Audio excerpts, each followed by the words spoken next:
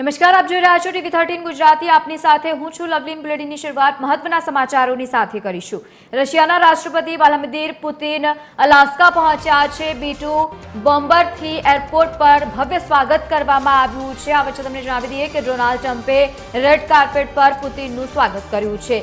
અમેરિકી રાષ્ટ્રપતિ ટ્રમ્પ અને રશિયાના રાષ્ટ્રપતિ પુતિનની વચ્ચે યુક્રેન યુદ્ધ અંગે લગભગ 3 કલાક સુધી બંધ રૂમમાં એક બેઠક પણ ચાલી હતી અને ત્યારબાદ માત્ર 12 મિનિટની પ્રેસ કોન્ફરન્સ યોજાઈ હતી, જેમાં તેઓએ પત્રકારના કોઈ પણ સવાલના જવાબ ન આપ્યા હતા। ટ્રમ્પે કહ્યું હતું કે કેટલાક મુદ્દાઓ પર તેમની સહમતિ બની નથી, પરંતુ કુલ મળીને વાતચીત સકારાત્મક રહી છે। જો કે બંને નેતાઓએ એ જણાવ્યું નથી કે તેઓ કયા મુદ્દાઓ પર સહમત થયા છે। ટ્રમ્પે કહ્યું હતું કે તે ઝેલેન્સ્કીને પણ ફોન કરીને આ બેઠકના વિશે જણાવશે, તો બીજી તરફ પુતિને કહ્યું છે કે તેમના માટે રશિયાની સુરક્ષા જરૂરી છે।